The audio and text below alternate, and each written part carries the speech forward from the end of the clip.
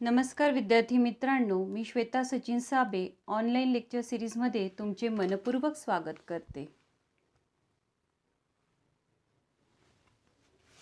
विद्यार्थी मित्रांनो, आज आपण कवी नलेश पाटील लिखित झाडांच्या मनात जाऊ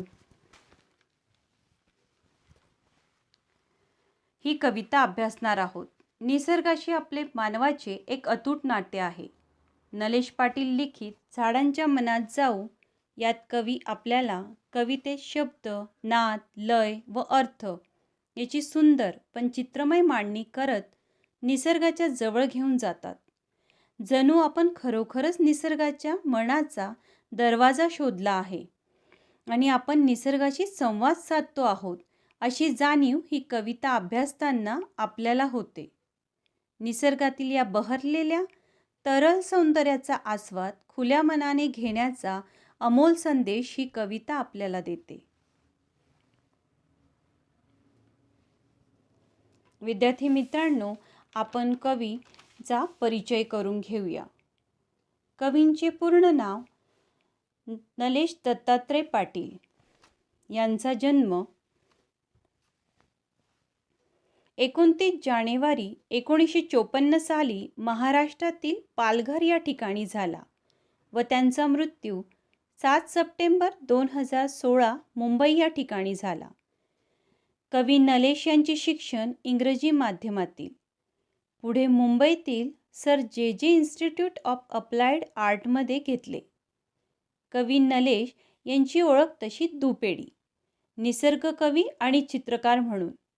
अशा चित्रांचे आणि रंगांचे शिक्षण रीतीचे पाठ त्यांनी गिरवले ते मुंबईतील सर जे इन्स्टिट्यूटमध्ये. ते आपल्या आगळ्यावेगळ्या शैलीद्वारे पहाडी आवाजात कविता सादर करत असत. हिरवं भान हा त्यांचा कविता संग्रह. झाडांच्या मनात जाऊ ही निसर्ग कविता हिरवं भान या काव्यसंग्रहातूनच घेतलेली आहे.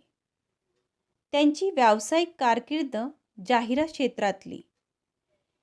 व्हिज्युअलायझर, आर्ट डिरेक्टर, क्रिएटिव्ह डिरेक्टर असा त्यांचा गडद होत गेलेला यशोरंगाचा प्रवास. त्याचप्रमाणे त्यांनी एका मोठ्या अमेरिकन जाहिरात कंपनीत एक्झिक्युटिव्ह क्रिएटिव्ह डायरेक्टर या पदाची जबाबदारीसुद्धा सांभाळलेली. सौमित्र, अशोक नायगावकर, अरुण म्हात्रे, निरंजन अजगरे, अशोक बागवे, महेश केळुसकर आदींसोबत नलेश पाटील सादर करायचे तो कवितांच्या गावा जावे हा कवितांचा जाहीर कार्यक्रम. त्यांच्या कवितांप्रमाणेच त्यांच्या आवाजाला ही एक खुलेपणा बिलगलेला होता. विद्यार्थ्यांनो, अगदी लहानपणी त्यांच्या वडिलांच्या तेव्हाच्या ठाणे जिल्ह्यातील आणि आताच्या पालघर जिल्ह्यातील अक्करपट्टी या गावातील मनमुक्त निसर्गातून रंगांचे लेपन त्यांच्या मनावर झालेले. झाडं, पानं, फुलं, पक्षी, पाऊस हे सर्व रंग अतिशय तरलतेने त्यांच्या कवितांमध्ये उतरलेले आपल्याला दिसतात.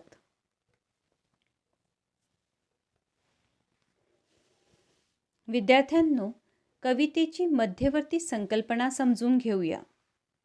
झाडांच्या मनात जाऊ या कवितेत कवी नलेश पाटील यांनी निसर्गाशी आपण जोडले गेलेलो आहोत याचे एक सुंदर उदाहरण म्हणजे कवीची झाडांच्या मनात जाऊ ही कविता.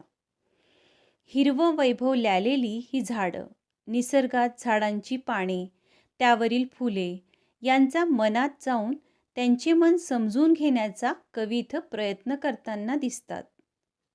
कवितेत कवीने फक्त निसर्गाचेच वर्णन केलेले नाही, तर निसर्ग हा त्यांच्या रंगरूपासह कवितेत अवतरताना आपल्याला दिसतो. फुलपाखरांच्या थव्यांचे तोरण इथे कवीला आपल्या दाराला लावावेसे वाटते. इतक्या सुंदर कल्पना कवी इथं करताना दिसतो. खळखळणारे पाणी पाहून त्यात कवीचे मन त्या पाण्याच्या खडकावर जाऊन बसते. कवीच्या तरल मनाचा अजून एक अनुभव आपल्याला इथे येतो. आदी मानवापासून पंचमहाभूतांची मानवाने करत आलेली पूजा हे तत्त्व कवितेत कवी दाखवून देत आहे. पक्ष्यांना बदलणारा ऋतू कळतो, सृष्टीतले सूक्ष्म बदल कळतात. त्यांना कवी इथे हंगामाचे साक्षीदार असे संबोधताना दिसतात. एका सच्च्या चित्रकाराने काव्याकडे किती काव्यात्मक नजरेने पाहावे याचे सुंदर उदाहरण म्हणजे झाडांच्या मनात जाऊ ही कविता.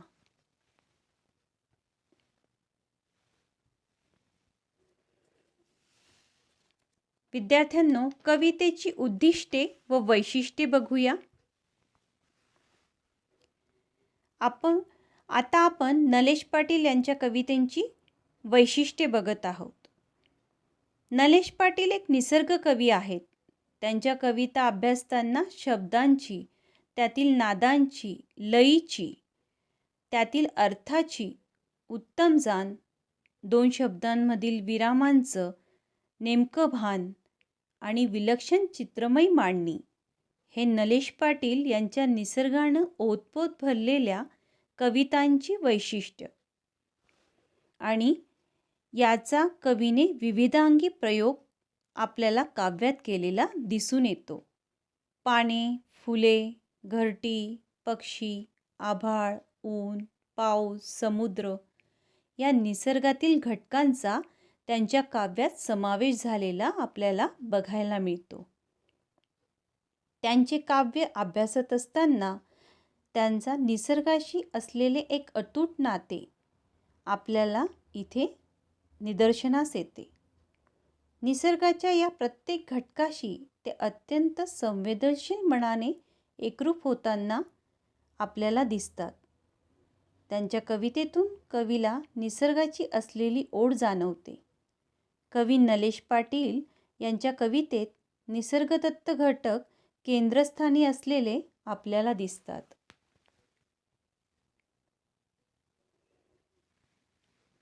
आपण आता कविता अभ्यासूया. काव्यपंक्ती बघूया. झाडांच्या मनात जाऊ, पानांचे विचार होऊ, पोपटी स्पंदनांसाठी कोकिळ होऊन गाऊ. कवितेचा भावार्थ बघूया. विद्यार्थ्यांनो, कवी एक कल्पना इथे करताना आपल्याला दिसतात. माणसाला जसे मन असते तसेच मन या झाडांना आहे अशी कल्पना इथे कवी करताना दिसतात. आपण म्हणतो की समोरच्या व्यक्तीच्या मनात काय चाललं आहे हे जाणून घेतलं पाहिजे. त्याचप्रमाणे कवी म्हणतो की या निसर्गाचे, झाडांचे सुद्धा मन आहे आणि आपल्याप्रमाणेच यांच्या मनात काय चाललेले असते हे समजून घेतले पाहिजे. त्या झाडाला जे पानं आलेले आहेत त्यांचा आपण विचार होऊ. आपण आपले विचार हे बोलण्यातून, कृतीतून व्यक्त करतो. त्याचप्रमाणे ही हिरवीगार पानं सळसळ करत आपले विचार व्यक्त करतात. तसेच आपण झाड झालो की झाडाचे मन आपल्याला समजेल आणि झाड होऊन आपण आपल्या हिरव्या पानातून विचार व्यक्त करू. झाडाचा पोपटी रंग आपल्या श्वासात उतरावा असे कवीला वाटते. निसर्गाची ओढ असलेले कवी आपली पुढची इच्छा व्यक्त करतात की आपण कोकिळ व्हावं. हा कोकिळ निसर्गाचे गीत गातो आणि कवीला वाटते आपल्याला सुद्धा निसर्ग गीत गायचे असेल तर आपण कोकिळ झाले पाहिजे.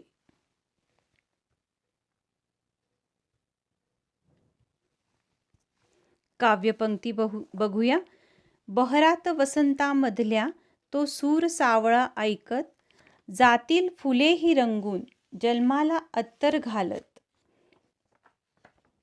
चल सुराबरोबर आपण तो फाया कानी ठेवू.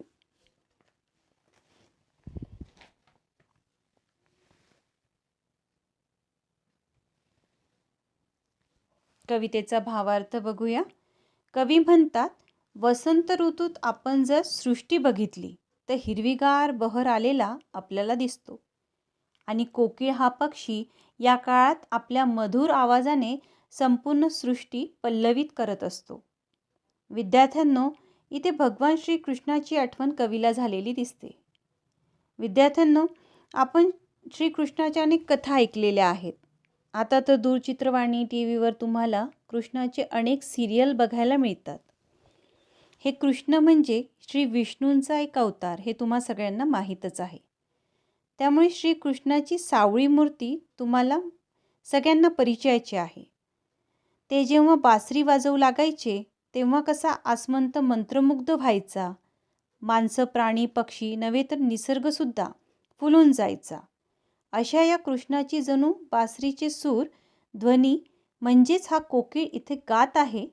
यात निसर्गातील फुलेही रंगून गेलेली आहेत आणि त्यांचा सुगंध म्हणजे जणू अत्तरच आहे. अत्तर तुम्ही विद्यार्थ्यांना तुम्ही परफ्यूम वापरतात त्याचप्रमाणे अत्तर असतं आणि हा अत्तराचा फाया म्हणजे कापसाचा गोल असा बोळा त्याच्यामध्ये लावलेले ते अत्तर असा उल्लेख इथं कवीने केलेला आहे. तर हे सुगंधी फुले व त्यांचा सुगंध म्हणजे अत्तर आहे आणि या अत्तराचा फाया आपण आपल्या जवळ ठेवला पाहिजे. विद्यार्थ्यांना फुले जसे फुलतात पण त्यांच्या फुलण्याने त्यांना बघून आपल्याला आनंद होतो आणि ही फुलं स्वतःसाठी न जगता दुसऱ्यांना सुगंध देतात. त्याचप्रमाणे आपणही जीवन जगलं पाहिजे असे कवीला वाटते. विद्यार्थ्यांनो, आनंदी माणसाचा सदरा पाहिजे असे आपण म्हणतो. म्हणजे काय तर आपल्यालाही त्या व्यक्तीसारखं आनंदाने जगता आलं पाहिजे असं म्हणण्याचा इथं अर्थ होतो. त्याचप्रमाणे कवी म्हणतो की फुलांसारखं जगायचं असेल तर त्याचा अत्तराचा फाया आपण सोबत ठेवला पाहिजे. म्हणजे त्यांच्याप्रमाणे जीवनात सुगंध पसरवत आपल्याला जगता आलं पाहिजे. काव्यपंक्ती बघूया.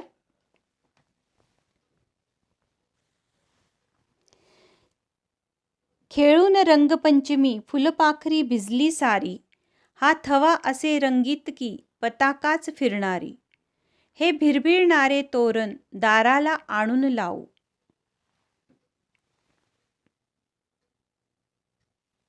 भावार्थ बघूया. निसर्गात रमत निसर्गाशी एकरूप होत कवी इथे खूप सुंदर उदाहरण उपमा देताना दिसतात. बागेमध्ये बागडणारी फुलपाखरे बघून कवीला वाटते की ही सर्व फुलपाखरे रंगपंचमी खेळून आली आहेत. बघा विद्यार्थ्यांनो, रंगपंचमी हा शब्द ऐकताच आपल्याला खूप आनंद होतो. आपला आनंद अगदी गगनात मावत नाही. कसा? तुम्हा विद्यार्थ्यांना रंगपंचमीला रंगामध्ये खेळायला आवडते. त्याचप्रमाणे ही फुलपाखरे जणू रंगपंचमी खेळून आली आहेत असे कवी म्हणतो. कारण फुलपाखरी ही विविध रंगाची आपल्याला बघायला मिळतात. पुढे कवी म्हणतात की बागेत रानात फुलपाखरांचे रंगबिरंगी थवे उडताना दिसतात. त्या जणू आकाशात कोणी पताका लावलेल्या आहेत. पताका तुम्हा सर्वांना माहीतच आहे. अनेक ठिकाणी कार्यक्रमात मंडपामध्ये वेगवेगळ्या रंगीत कागदांच्या पताका ह्या लावलेल्या असतात आणि त्या निरनिराळ्या रंगाच्या असल्यामुळे खूप सुंदर दिसतात. ही फुलपाखरं म्हणे जणू अशा पताकाच आहे असे कवी म्हणतो. फुलपाखरांना एवढ्या उपमा देऊन कवी इथे थांबत नाही, तर तो म्हणतो हे फुलपाखरं म्हणजे सुंदर असे दाराला लावायचे तोरण आहे. विद्यार्थ्यांनो, आपल्या घरात प्रवेश करायच्या दाराला छान छान असे तोरण लावलेले असते. तुमच्या घरीसुद्धा असे तोरण लावलेले असेल किंवा सणासुदीला आपण फुलांचे तोरण लावतो. त्याचप्रमाणे कवीला इथं सुंदर फुलपाखरांना उडताना पाहून त्यांचे तोरण दाराला लावायचा मोह आवरत नाही. या निसर्ग आणि त्यातील हे रंगबिरंगी सुंदर फुलपाखरं यांच्याप्रमाणे आपणही आपले जीवन रंगीत करूया असे कवी म्हणतो. काव्यपंक्ती बघूया. ही कोणाची रे करणी डोळ्यात झऱ्याचे पाणी, हे उधाण आनंदाचे की देवाघरची गाणी, गाण्यात ऋतूच्या आपण चल खळाळून रे वाहू.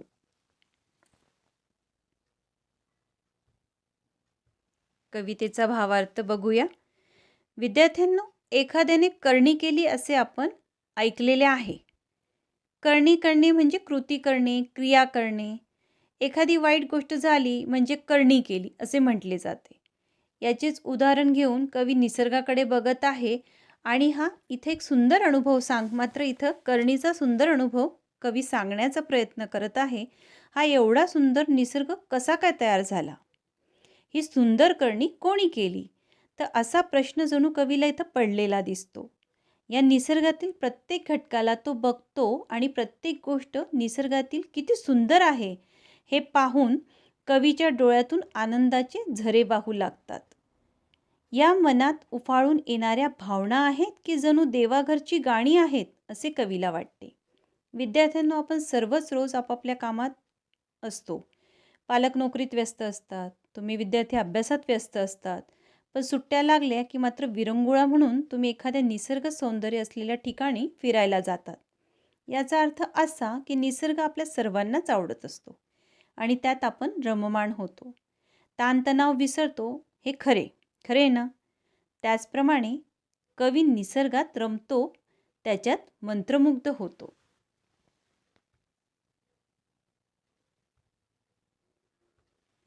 आपण अभ्यासलेल्या कवितांच्या कडव्यांतील शब्दार्थ बघूया. स्पंदन, हालचाल.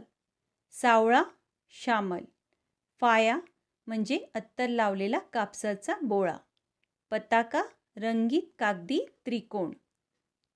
तोरण, दाराला लावायची माळ. करणी, कृती, क्रिया किंवा कृत्य. उधाण, भरती, उसळणे. अशा प्रकारे विद्यार्थ्यांनो, आज आपण नलेश पाटील लिखित झाडांच्या मनात जाऊ या कवितेचा पूर्वार्ध अभ्यासला. यामध्ये आपण कवी नलेश यांचा परिचय, त्यांचे लेखन साहित्य, कवितेची उद्दिष्टे व कवितेतील प्रथम 4 कडव्यांचा भावार्थ अभ्यासला. कवितेचा उत्तरार्ध आपण पुढील भागात अभ्यासूया. तोपर्यंत इथे थांबते. धन्यवाद.